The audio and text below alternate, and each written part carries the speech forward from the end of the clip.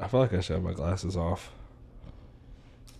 What's up, y'all? This is the film session. This is the first film session where I'm with my co-founder, Zamad Harley. I am at his studio. He's in my apartment, y'all. It's not a studio. Today is really more so just like a freestyle. And I guess before we get into that, Zamad, introduce yourself. Hi, guys. I'm Zamad Harley. I'm the co-founder of Kizuna, longtime friend, I hope, of Damien's, and a filmmaker here in Lexington, Kentucky. Hopefully, I free myself from these shackles soon. Shackles of what? Oppression. Shackles of our company. We produce and create a lot of stuff. We have a number of influencers that might roll on the screen. Hopefully they do. I'll give a pause for the editor. So I am a slave away every day to help produce and create content for them to make sure that their voices are heard and they are seen out there to get the big bucks for us. So, this isn't really a podcast. This is really a plead for help. I know, right? Like I feel like a podcast. Well, no, it is a podcast because we have no idea what we're talking about. Right. So exactly. Like it technically is a podcast. I don't know what the deep urge for like two men to set up cameras, 2 or 3 cameras or more, and just talk about nonsense and yap is, but you know, we succumbed to that. We fell to that desire, that temptation. So here we are today. I guess when you want to start it off is, what do you think is good content in terms of like social media and the internet, and why do you think there is so much bad content? That's hard. I don't know. I feel like I don't know. What do you think? You go first. I'm gonna come back to this. I want to think. In terms of like what I consider good content, I feel like I have a few categories for it. I would say the same. I feel like too anything that I don't think that I think a lot of people currently we obviously like focus on the hook of things like Social media content,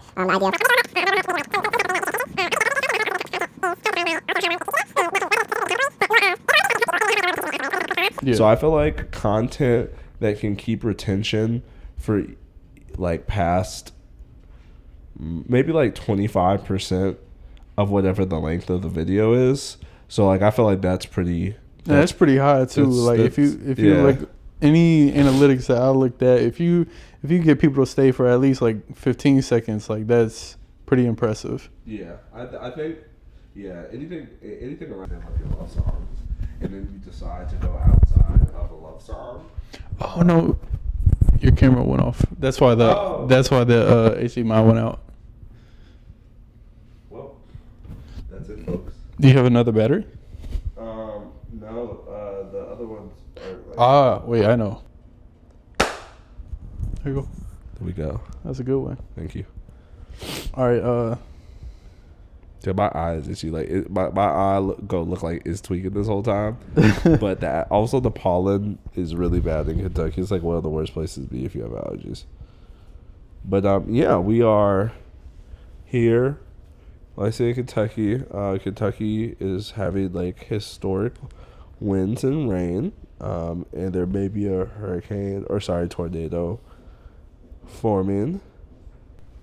The hurricane. Katrina. Can we put that in? We have to put that in. Here comes the hurricane, bitch. Oh. Let's do a quick recap of what good content is. You go first, and then I'll go, and then... What is good content? Good content is content I would categorize in 4 different sections. So that would be storytelling. That would be a spectacle, something that keeps you engaged either visually or audibly. Something that's controversial, and this could be either good controversy or bad controversy. Typically, it leans more on the bad side. And third is, I kind of forgot the third point. I mentioned it. Did you say educational already? Oh yes, educational. Yeah. Like, something that kind of has purpose to the video, something that kind of enlightens you as you're watching it. Obviously, how you present within those categories will also really determine whether or not it will be good or not. Yeah.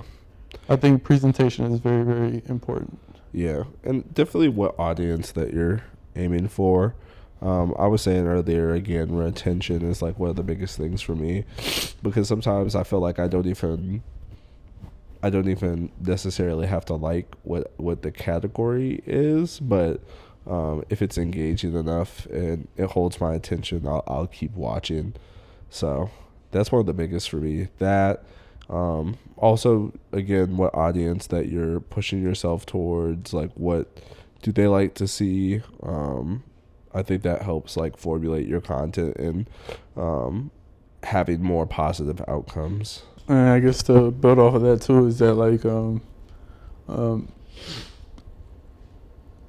wait, what did you say again? Bro, I said building more about, like, it's like my allergies are like slowly getting worse as we're speaking. But I was saying that generally like retention, basically just connecting with retention audience to have more positive outcomes. Right, and I was gonna say that like what plays a big factor in retention is the expectation of the video. So like being able to set expectations as quick as possible will really help out your audience and your retention rate. So what is bad content? What we make? No, no. I think bad. I think it was just I just felt like the definition of what people would see bad content as is just like content that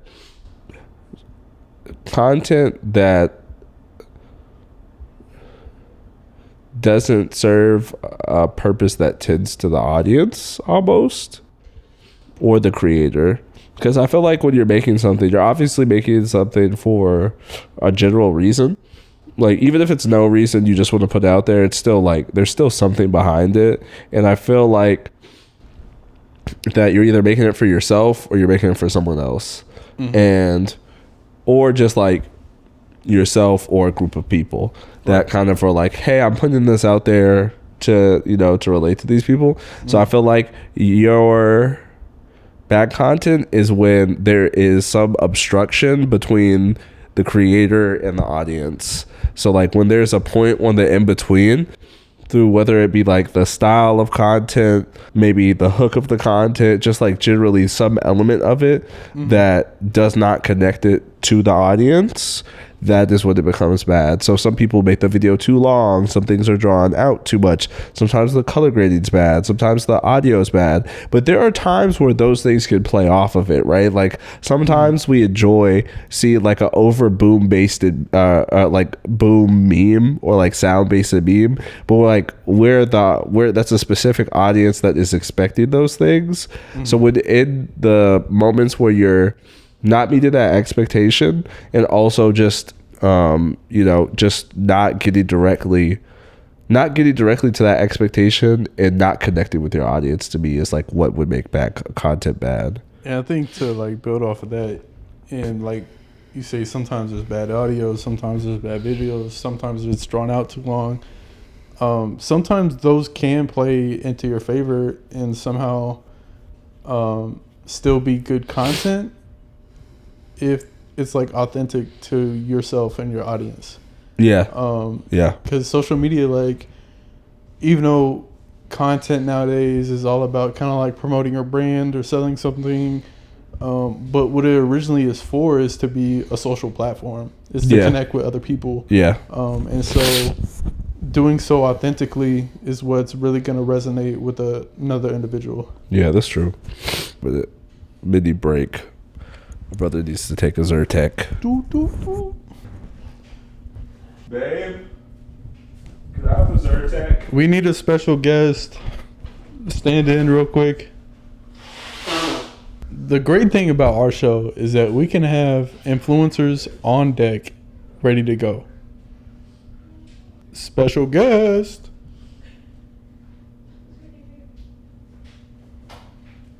There she is.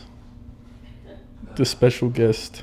As she's waiting to take the stage, I'll give you a little bit of context about who she is. Haley Jones, Yes, earlier. aka Call Me Haley J, is a micro influencer who's made thousands of dollars, hundreds of thousands of dollars through content and user generated content.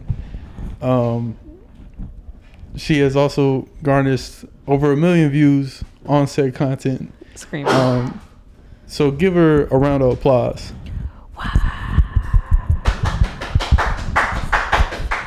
Hey, How you doing? I'm doing great. I didn't know I was gonna be on here.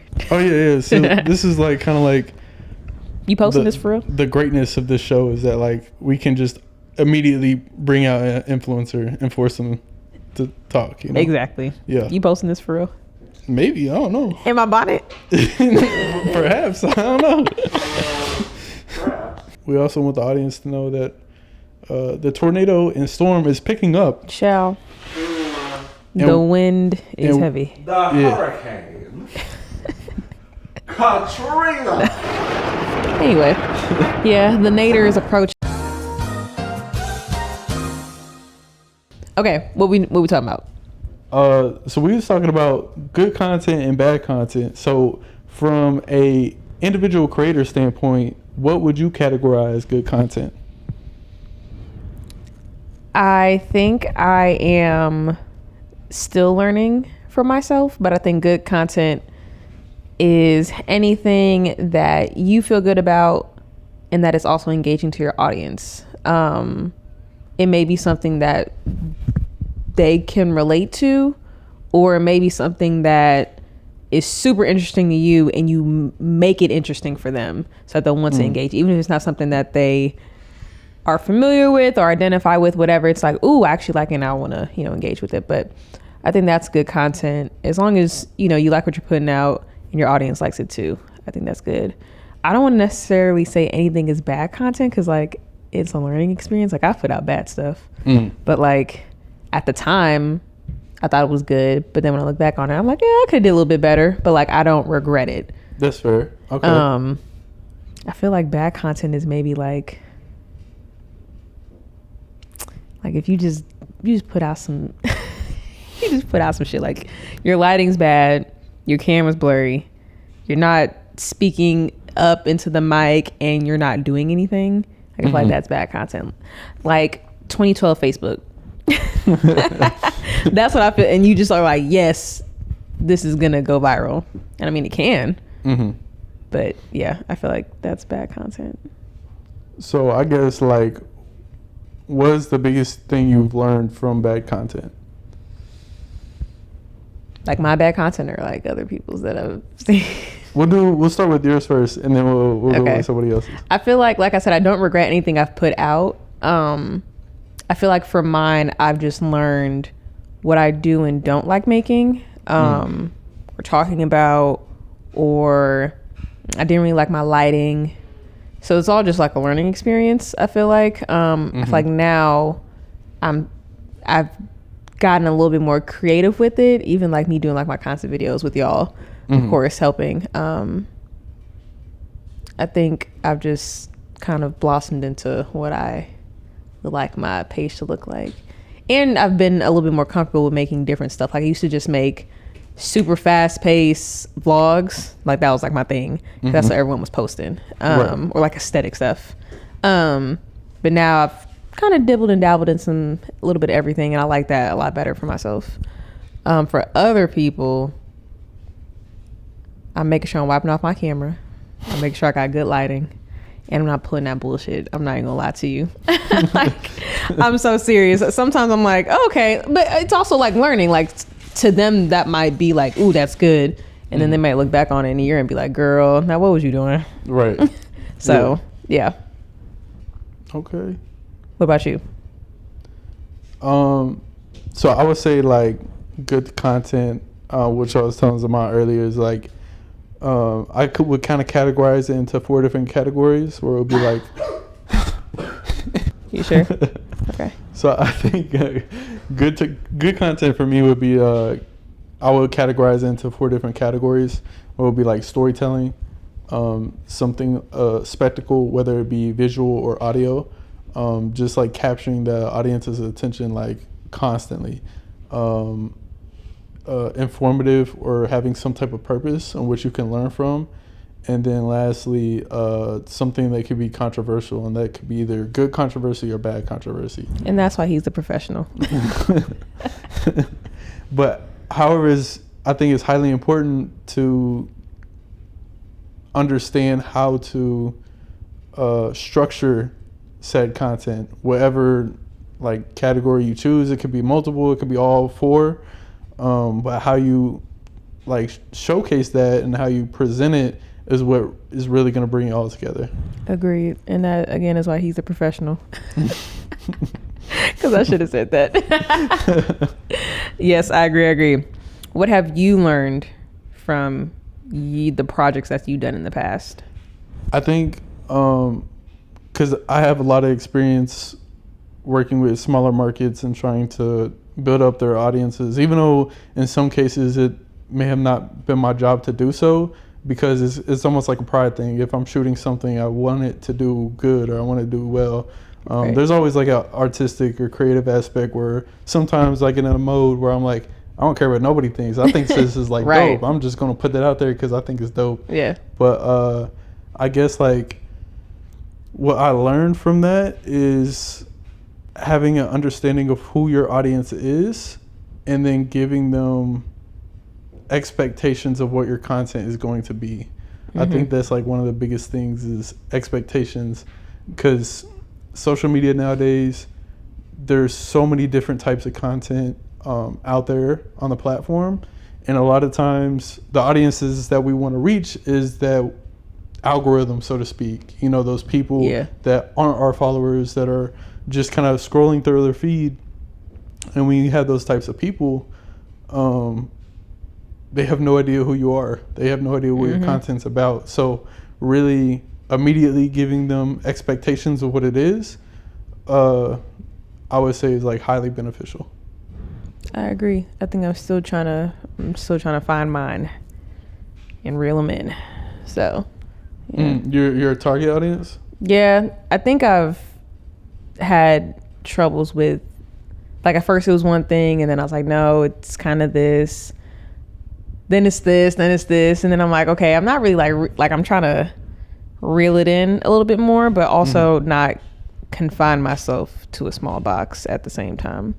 So yeah, it's kind of difficult. Like, you want to niche down, but then you don't at the same time. But right. And yeah. I think what people don't really talk about too much is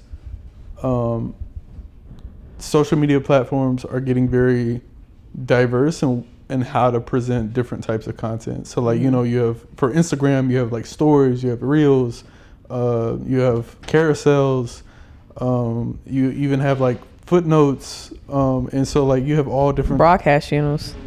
Oh, right. Yeah. Like even lives, like you have so many different ways to engage with your audience now.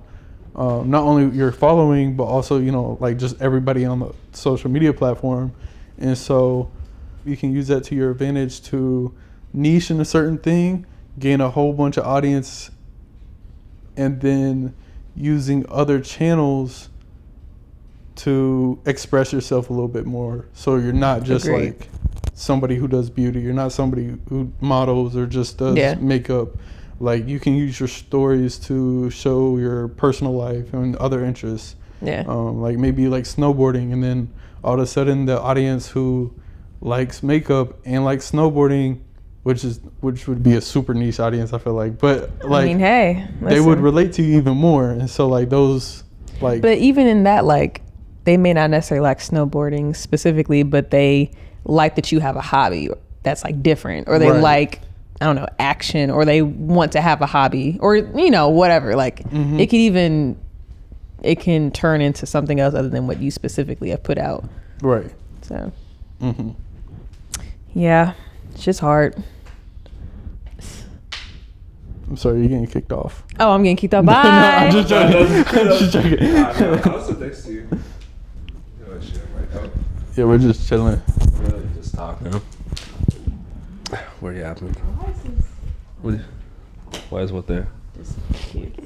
I think we have a very productive like first collaboration. Yeah, I think podcast, this is think. great. I mean, I think this like underlines like who I am as a person, constantly blighted by allergies and illness. Damien, the ponderer. Blood thinks he's the thinker. He's thinking. That's a valid description. Yeah, he be thinking.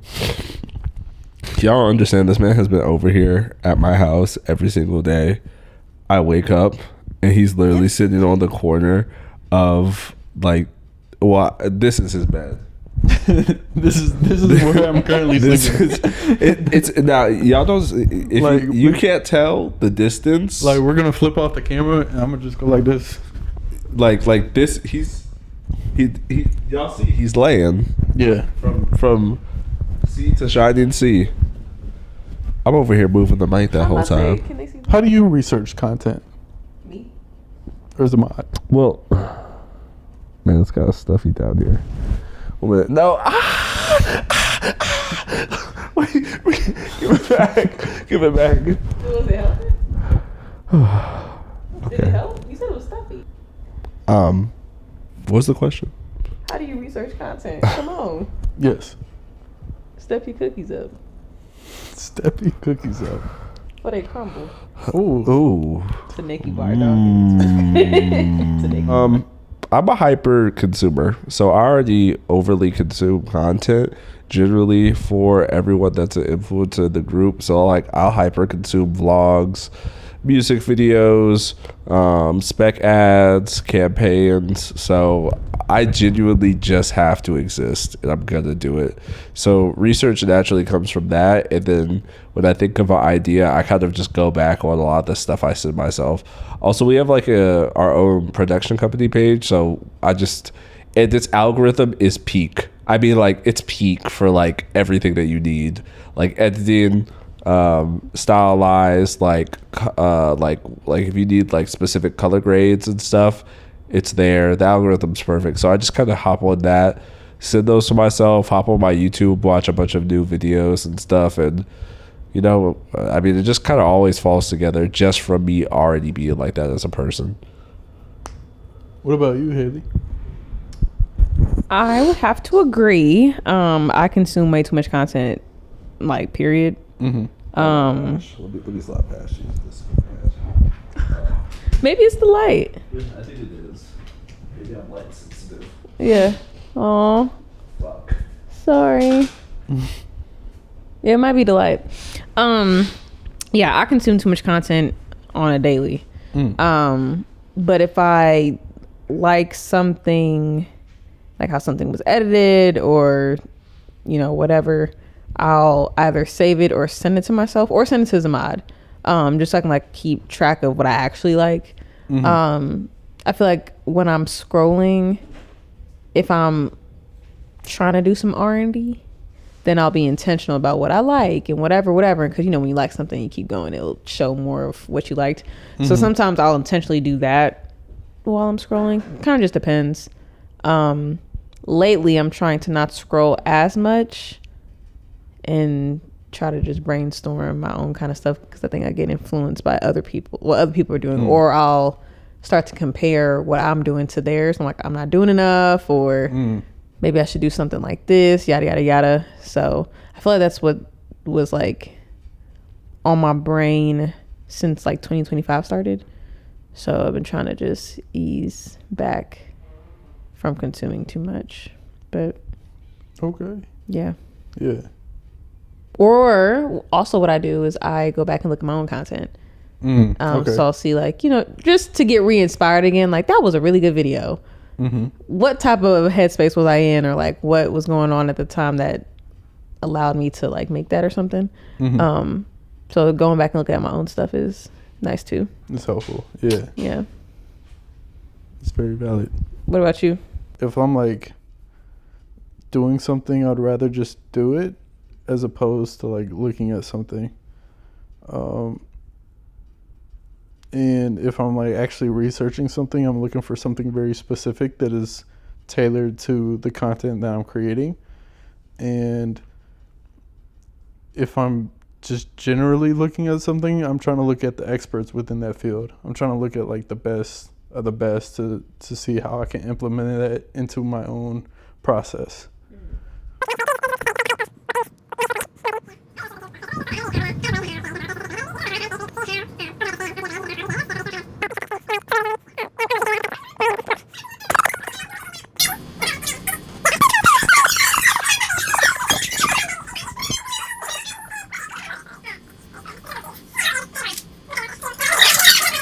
Oh my God, stop being mysterious. Hire them. Thank you. Like that.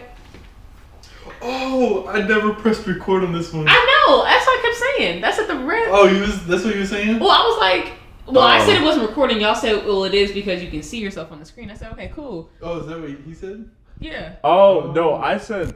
Well, no, you said this is on, and I didn't know. I thought. No, I said it's not recording. And you said, yeah, it is because we can see ourselves on TV. And I said, okay, cool. We're going to have to do this last section again. No. Yes. Well, you can't do your monologue. Follow all of us, damn it. They're going to put it on the screen and down below. Hire us. Give us money.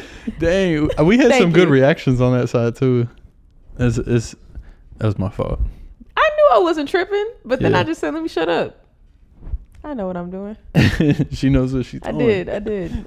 Follow everybody. Follow me. Call me Haley J. Follow Zamodified. Follow Damien. On my cues? Yes. No. Yes. That is No, you lying. All my P's and Q's. No, on my underscore Q. And follow Kizuna. KIZUNA.IE. That's the most important thing. And hire them. They're great. They're wonderful. the episode 2. Episode 2. Welcome to episode 2. The mics like.